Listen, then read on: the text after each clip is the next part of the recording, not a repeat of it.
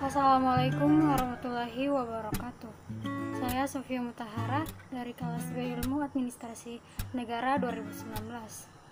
Di sini saya akan menjelaskan sedikit mengenai paradigma All Public Administration, New Public Management, dan New Public Service, serta menjelaskan perbedaan antara good governance and sound governance dan memberikan kesimpulan terkait dengan reformasi birokrasi. Baiklah, yang pertama yaitu All Public Administration. All Public Administration biasa disingkat dengan OPA, pertama kali dikemukakan oleh Presiden Amerika Serikat yaitu Woodrow Wilson, yang juga merupakan guru besar ilmu public administration. Memiliki karakteristik utama yaitu pelayanan publik diberikan oleh badan resmi pemerintah. Yang kedua yaitu adanya pembedaan yang jelas antara tugas administrator dengan pejabat politik. Yang ketiga yaitu program-program publik dilaksanakan oleh organisasi yang hierarkis dengan kontrol yang ketat oleh pemimpin. All Public Administration memiliki kelebihan dan kelemahan. Kelebihan All Public Administration yang pertama yaitu gaji dan tunjangan kerja. Yang kedua yaitu kebijakan terpusat dan tujuan tunggal. Yang ketiga yaitu struktur tersusun secara hierarki. Kelemahan All Public Administration yang pertama yaitu sesuatu yang diterjemahkan secara politis dan tercantum dalam aturan. Yang kedua yaitu diskresi kebijakan terbatas dan sistemnya yang kaku. Selanjutnya yaitu New Public Management atau biasa disingkat dengan NPM, merupakan paradigma baru pada tahun 1990. Istilah New Public Management pertama kali dikemukakan oleh Christopher Hood. New Public Management biasanya dikawankan dengan All Public Management atau biasa disebut dengan APM.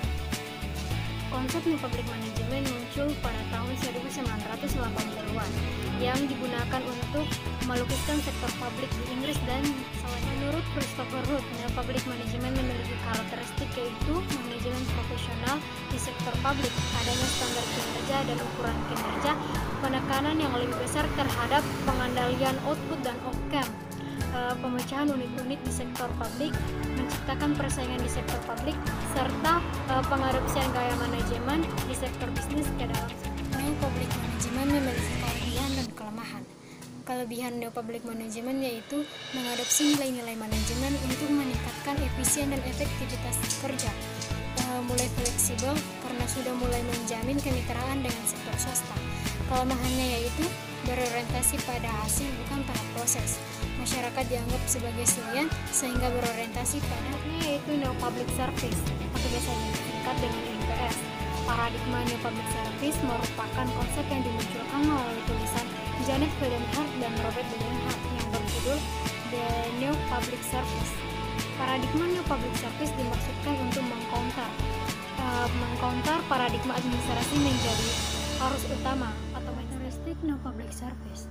Paradigma New Public Service mengandung karakteristik yang pertama yaitu membantu warga mengaktualisasikan dan memenuhi kepentingan bersama.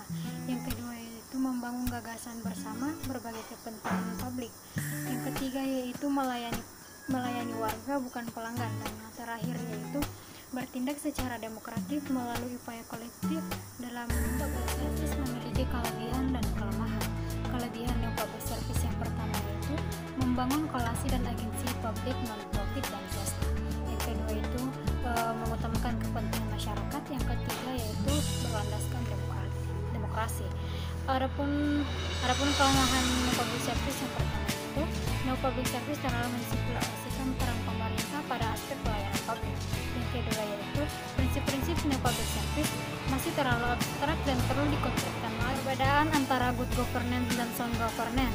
Good governance adalah suatu penyelenggaraan manajemen pembangunan yang solid dan bertanggung jawab yang sejalan dengan prinsip demokrasi dan pasar yang efisien, serta penghindaran salah alokasi dana investasi dan pencegahan korupsi baik secara politik maupun secara administratif. Adapun ciri-ciri good governance yang pertama yaitu adanya partisipasi masyarakat, menerapkan prinsip keadilan, pemerintah bersifat transparan, pemerintah berorientasi pada konsensus untuk mencapai kepentingan, dan yang terakhir yaitu pemerintah mempunyai daya tangkap terhadap sound governance.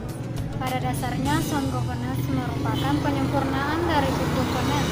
Jadi secara konseptual Kedua, konsep tersebut memiliki hubungan yang sangat erat. Prinsip sound governance. Sound governance tidak menggunakan prinsip-prinsip seperti pada good governance, tapi menggunakan dimensi-dimensi sehingga salah satunya boleh ditinggalkan. Konsep sound governance yang selama ini diwacanakan sebagai penyempurnaan good governance telah diinspirasi oleh birokrasi di Indonesia. Perilaku birokrasi yang dimaksud salah satunya yaitu tentang pelaksanaan pelayanan terpadu satu pintu oleh BPK. Yang terakhir yaitu kesimpulan dari reformasi birokrasi pada pelayanan publik. Pelayanan dapat dikatakan berkualitas atau memuaskan apabila pelayanan tersebut dapat memenuhi kebutuhan harapan masyarakat.